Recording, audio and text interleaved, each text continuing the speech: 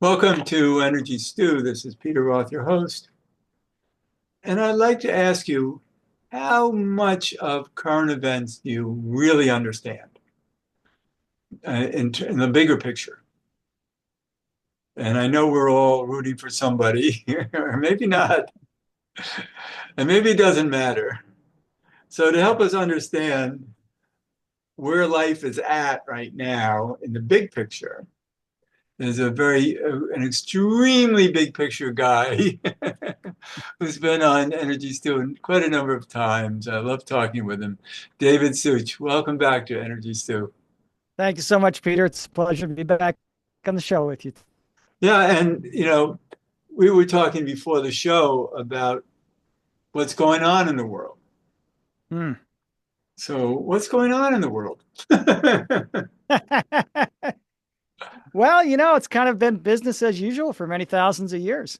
And it seems like everything's falling apart when you survey the world today because all the garbage is coming to the surface.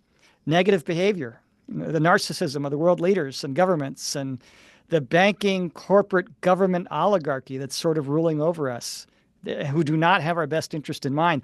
All the garbage and dirty games and fear-based behavior they've been involved in that has been hidden and kept secret and sort of swept under the rug for thousands of years is coming to the surface.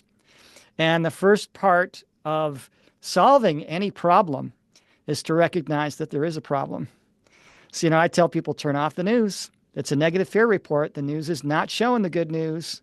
They're not showing how young Muslim and Jew adolescents are getting together and getting to know each other in games and saying, why should we hate each other? Because our grandparents did these things? They're not showing on the news how so many countries, especially in Africa, are deserts using this old technology to capture water. And they're creating forests in areas that were desert. They're not talking about young people coming up with simple revolutionary ideas to aid problems. All they do is it's the negative. If you watch the news, it seems like apart. But what's really happening is we're in the middle of a great spiritual awakening. And the first step towards a new world of love that's coming. And of course, peace on earth will be that first step 50 years or so from now. And 150 years, it'll be as different today as it was 150 years ago. But We'll clean up our act. as you say that, it occurs to me that 90% of the public, maybe it's less, 90, but it appears to be like 90% of the public, has no idea about spirit, has no No, idea about anything other than, you know, mind and body. no, And they don't. But the beauty of this system is you don't have to know, because the way the world changes is not by somebody having a channel like this or writing a book or speaking to thousands of people or starting a big nonprofit. I mean, those are wonderful things. Your show is a wonderful thing to get the message out there. But the way the world reaches is by one act of love and compassion at a time, and it ripples out. I Have love to, that. yeah, you don't have to have the knowledge. You're here on planet Earth, you're in the fear love duality, and every time you make a choice based on love instead of fear, that creates the creation process. It contributes to the creation process. It contributes to the growth, to the awakening, to the spiritual ascension of humanity, You know just by what? little acts of kindness. And One it can thing be I'm, small as I'm picking up a piece of trash. Yep. one thing I'm aware of in New York City, because I take the subway a lot, Mm-hmm. and I'm on walking on the streets a lot, and I've noticed so much more kindness. You know, Mm. I get onto subway cars. I'm in my 80s. I walk with a cane, quite unstable, and I almost always have people offering me a seat, and and it's amazing how generous. There's so many people, and Yes. it's I'm surprised in New York City. I mean, a lot of people might agree with me that it is a friendlier city than people know, but uh, I and often I'm surprised by people who don't look like they would be generous or be thoughtful or, and yet all of a sudden their soul lights up and it's wonderful to watch.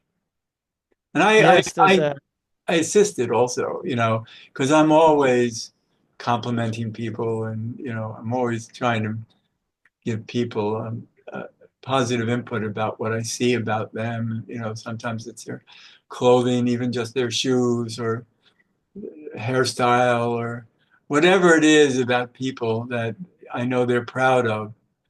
I like to reinforce that. Yeah, if it's a genuine compliment, that's a beautiful thing to do. One of the things that my spiritual guides who kind of speak to me on a regular basis get on me about is they say, "Hey, when you think something nice about somebody, or you say something nice about them behind their back, don't just keep it that way. Tell them." And so now Yeah. I'm in the habit of telling people. But yeah, there's a great awakening happening, and more people are becoming aware that we're all connected. That you cannot screw over another human being without harming yourself. You can't help another human being without helping yourself. No, I I saw a did. poster when I was on the bike path in California a few years back. It was this big poster, and it said, "None of us are well until all of us are well." Well, that wouldn't have made too much sense to a lot of people 50 years ago when I was a child, but now people are becoming aware of it, that we're more connected than separate. I was at the New Life Expo in New York this last weekend, and I was listening to a lecture by Dr. Charnel from, well, she's on the internet, and she's she was talking about there were some people there with face masks on.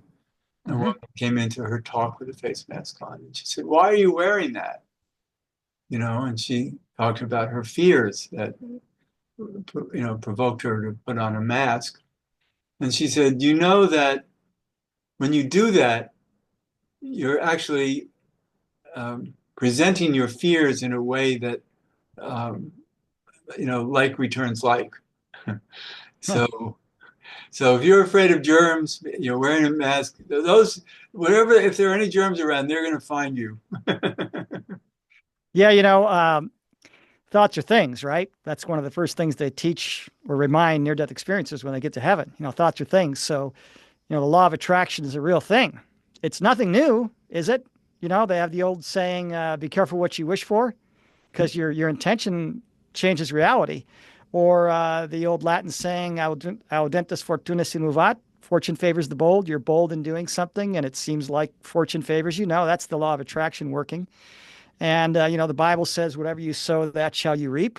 That I used to think that was a threat of punishment. That's the law of attraction. That's human consciousness changing reality. And then even the ancient word abracadabra, which is over 2,000-year-old Aramaic, translates, "I will create it as I speak."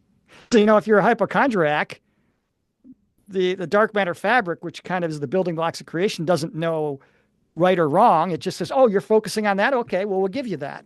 Yeah, So you got to be exactly. careful what you think and you say. And, don't and tired. You don't want to be sick and you don't want to be tired. Say, "I've had enough of that. That's not going to be part of my life anymore."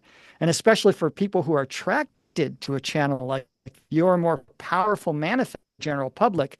And so if you're just an average Joe, you might be able to get away with that. Light worker, you're a powerful manifester. You got to really guard your thoughts and words and keep them positive. That's Right. my advice. And I don't always think positively because of my own. I have balance issues. I walk around with a cane, and I worry about falling over things, and bumping into things, and then I'm always, as soon as I feel myself thinking fearfully, I immediately say to myself, "I'm safe. I'm safe." And Yeah, that's good. And it's important to say those things out loud. yeah, And the yeah, reason is thoughts are powerful, but words spoken out loud are even more powerful. Why? Because when you go to speak something out loud, you have to have the thought first. So you have all the power of the positive thought to counter the negative thought. And then when you speak it out loud, your ears hear it and it sort of reinforces it in your subconscious. So, like when I used to worry about money, or if I still worry about it occasionally today, I get a negative thought, I will counter it by saying something out loud. "No, day, it's going to be okay. You've already experienced lifetimes of poverty. You've already been told by your guides that's not going to be this lifetime. You're going to be fine no matter what happens. Don't worry about it. And it's a Right. great way to sort of counter negative thoughts. Yeah. Use words out loud, positive words out loud. And I'm also using my age to prove to myself that I'm taken care of. And I've had some bad falls that have been harmless. Hmm. That, that and it's like miracles. And it's like, I always and I every day, maybe 2 or 3 times a day, I'll be looking for something that I can't find, and it shows up. I just say thank you. Hmm. I don't know who I'm thanking, but whatever, my subconscious or my higher self or some guide or whatever points something out, and all of a And sudden, yeah, that's great to express gratitude because, as we both know, gratitude is a magnet and a generator of abundance of the thing that you're grateful for. So if you yeah, say, I'm thankful that I'm safe, right. that brings more safety to your life just by Well, expressing the gratitude. Yeah. and let's bring this back to the world at large around us Hmm. and how frightening it is, Well, it can be, when you turn on the 6 o'clock news, it seems like, it's going nuts. And Well, adolescence is a difficult time. there is chaos though. There's so much chaos going on, and we can tune into it and worry about it, or know that if you don't upset the apple cart, you're not going to be able to fill it with new apples. And Yes, I mean, okay. I mean, I've used this analogy on other channels that I've been a guest on. So, if you're a 5-year-old child, you don't know what's going on. You're living in this big house your family has lived in for generations. It served you well, and this house now is hundreds of years old, and the wood is rotten, the plumbing's leaking, the electrical's faulty. There's holes in the roof. When it rains outside, it rains inside, and your parents decide we've got to bulldoze this house. It just can't be patched up anymore, and we have to make way for a bigger, better, newer, more modern house that'll serve us going into the future. Now, if you're that 5-year-old child, stay in the house, and you don't know what's going on, the day the bulldozers show up and start bulldozing the whole thing, it's going to seem like the end of the world. So what we're seeing is old systems that served us for many generations, but now because of our ascension as a species, are no longer serving us, and they're breaking down and they're failing. So any business, banking, finance, government institution, multinational corporation, anything going into the future that isn't based on love and integrity is either going to have to change to be based on that, or they're going to fail. And so, like, one of the first big businesses that's going to be facing this is the pharmaceutical, big pharma. It's going to be discovered in the future. This is a message from heaven, not me. That in the future, it's going to be discovered that the pharmaceuticals companies are keeping people sick knowingly for money, and they design medications to keep you needing the medication. And so, they're going to have to change, and the ones that don't are going to fail. And we're seeing that everywhere in the world right now. So we're seeing these old systems breaking down, and then we're going to have to replace them with something better that's going to serve us going to the future. One that's love-based, community-based, integrity-based, no more top-down pyramid structure of authority, community-based decisions. We're already seeing the start of it. Co-ops. The Mandragon Corporation is one of the largest corporations in the world. It's a co-op. No owners. The I don't know customers and that. the I don't employees know own the that. company. I don't know that one. What? Yeah. So, I mean, we're seeing the beginnings of it. Farms, small communities operating. And as these big systems fail us, we're going to start depending on each other and depending on cooperation. So it's a transition. And the terrible twos are not easy. Going through adolescence is not easy. It's a scary time, but it's also a beautiful time of change and maturation. And that's what we're going through right now. So I try and tell people stay positive. The Well, chaos you see is just part of it all. something that I've heard before, and I heard again at this expo this last weekend, was because there was a UFO panel, and they're saying that when there is disclosure about UFOs, about ETs, and they actually are in our presence, they are already, but not exposed. But when they, Yeah, I mean they're here. They camouflage their ships, most of them. yeah, But I when, mean, we've got good military camouflage now. Imagine yeah, a million more years of technology. Sure, of course they can exactly. camouflage their see them.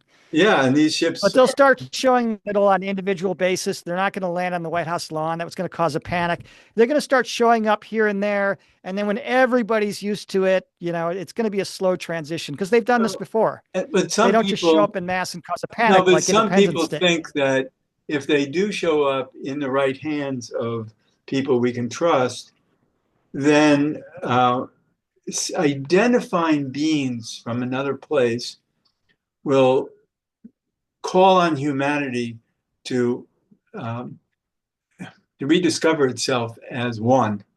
That we all need to come together and understand that we are a race, a species in the universe that needs to be true to all of us together. Of course, they just like any community, they want us to be a productive member of the galactic community. And we're a little too shooty and fear based yet. But as we calm down and as we grow up, when we get to a time where when a spaceship lands on the White House lawn, instead of being met by a military response, which is what would hang on to be, guns out, when we're at the consciousness where they're going to be met with smiles and hugs and handshakes and flowers, then it's going to be a different game, but they're not going to just show up when we're too jittery. Right, They've done this before. They have experience right. But the and slow, what and you're share saying, all their technology because we'll destroy ourselves with it. They're just going to give us a little help and they're going to make us clean up our own mess.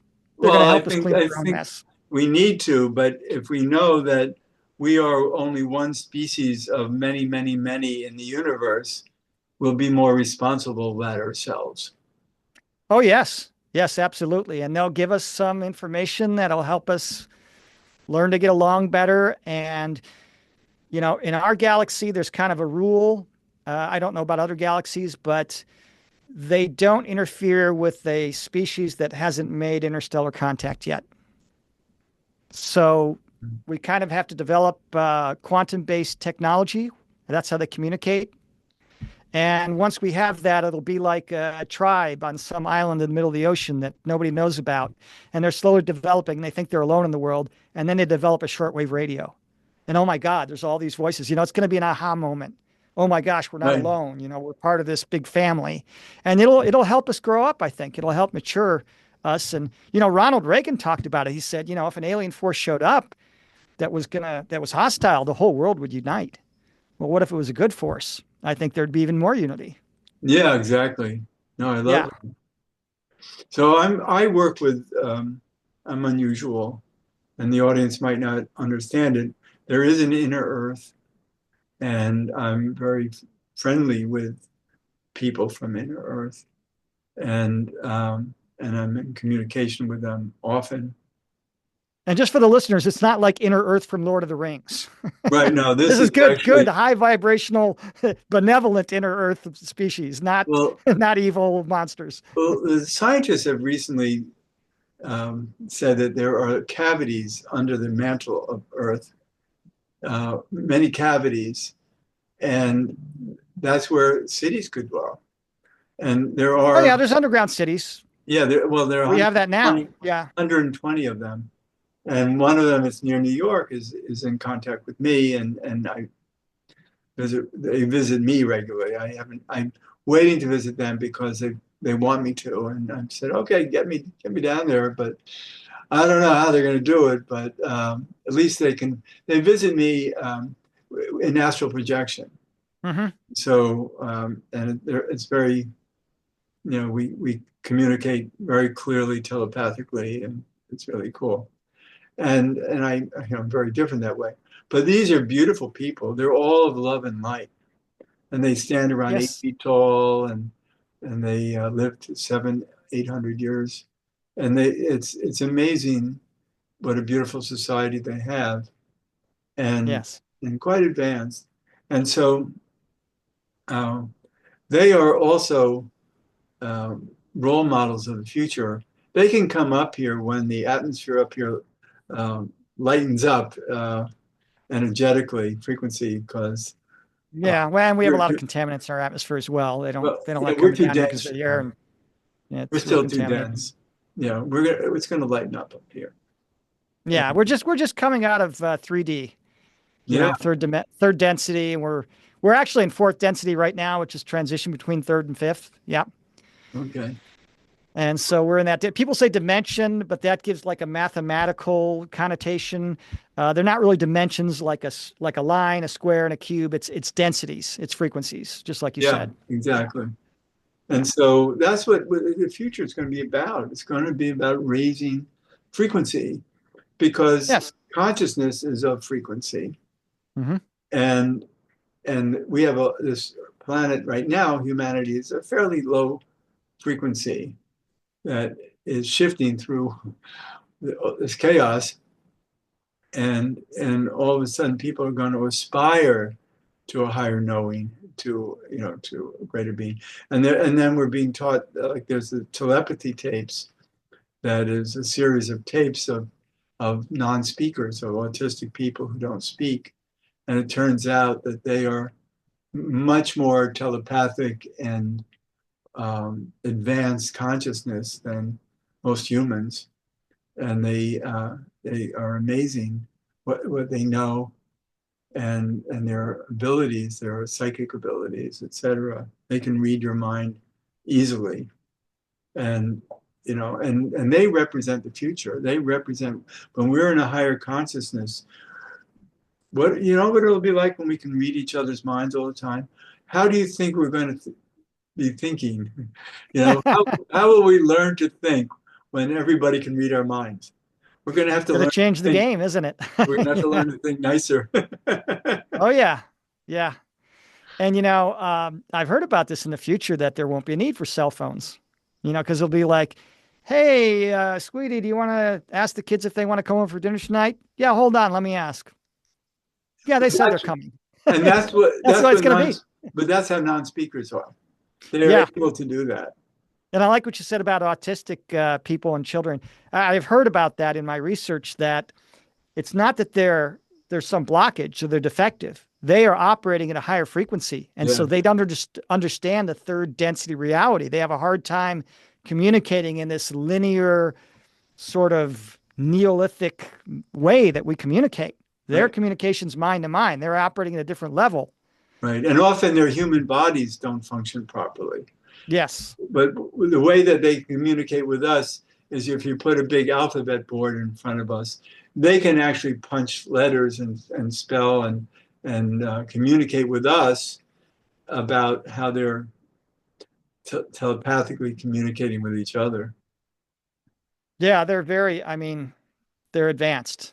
And Yep. we see it as some sort of defect, and that's not the truth. It's it's more these advanced children coming in. And the frequency of the planet is raising, the frequency of the galaxy is raising, the frequency of the universe is raising. There's growth, there's always growth. There's people think that God is static. Why would God be static? Look at creation. Everything grows. Plants, people, animals, cities, organizations, everything grows. Right, Why would God be static? Well, no, we're growing. We're growing and changing. right. And so I think it's wonderful being present on this planet right now. If It's a blessing. if we're not caught in the turmoil and and letting that run our lives. Yes. I mean, there's people like with the election recently, we've got this very divided politics, and people freak out when the other side gets in power. And it's like, really? If you didn't have communication, phone, and all that, you're just doing your job. You're providing for yourself. You're buying groceries. You're maintaining your house and car and whatever. If you didn't have communication news, you wouldn't even know when the president changes. You wouldn't know when Congress changed power. You've been taking care of yourself, working for yourself, taking care of your family, and you're going to keep doing that. And people freak out. And it's like, well, it's not the end of the world, We got some dysfunctional, divisive politics, and even that's going to get fixed. This where the two sides fight, one gets in power and says, "Oh, we're doing it our way now." Well, that's sick. That's Yeah, not going to be the future. The but future politicians will be the best communicators and mediators and moderators and negotiators. and they're going to be the ones that rule from love. It's not going to be this two-sided thing we have now. And So even that's going to fix itself. a lot of people are in harm's way with all this chaos. And yet, let's just say that if everything is in divine order, then why should there be so many disrupted lives? And uh, their souls actually chose to come here for this time and for this disruption that they have to go Yes. through.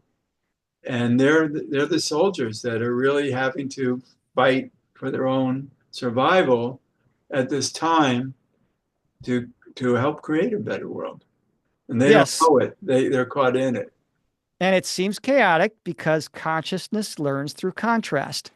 So Right. the way you experience what you want is to have the choice and to sometimes experience what you don't want. If Right. you showed up to a foreign country and you're going to be spending a month there, and the only food source that you have is this buffet in the lobby of the hotel, ground floor of the hotel, and you go up to that buffet, and the very first day you look at all the food and you don't recognize a darn thing. So you're just going to guess. And some of the things you put on your plate you're going to really like, and some you're really not going to like. Well, either choice, by tasting something you like or you don't like, tomorrow you're going to make better choices, aren't you? Oh, From the good and the bad choices. that's right. And by Actually, the end of that month, you're going to be putting a real good plate of food together for every meal. And that's where we are as a species right now. We're learning through contrast. Yeah. good. And we're getting near the end of the show, so I want people to know how to reach you and what you're up to. Oh, okay. Well, my email, you can be found at godtookmyclothes.com. So if you go there, you'll see my email and you can send me an email and contact me. And there's a link to my spiritual counseling and a preview to my book. And I've got a YouTube channel under my name, David Suich. And, if you want to send me an email, I respond with a voice message, and that's absolutely free. Uh-huh. That's great. You're really out there. I'm trying to get out there. I'm with you, Peter. Some people are here more to learn, and some people are here more to teach and guide. The older souls like you are here to guide. And so my job on this planet is a teacher. I take difficult, complex, spiritual, esoteric subjects, and using analogies and examples, I give people real world tools to kind of help improve the quality of their lives, raise their consciousness and vibration. And we're all playing the same game. We're all on the same team. And, the younger souls can kind of feel lost. And I'm just doing my role to help because there was a time when I was a younger soul and the older souls were helping me. So it's just like when you're a child, you need your parents to guide you, and then you become a parent and your job becomes to guide the child. So I'm happy to do my part here on planet Earth. And That's we're great. all doing our part to help raise the consciousness and get to the new world of love that's And coming. I'm so glad to be talking with you. So thank you so much for being a guest on Energy Stew again. Oh, it's been a pleasure, Peter. I always enjoy our conversations. And thanks for all the work you do and your wonderful channel. Well, thank you. And this is Peter Roth, your host of Energy Stew at prn.live. I can be reached at peter@heartriver, HEART river.org. I'd love to hear from you, and thanks so much for listening.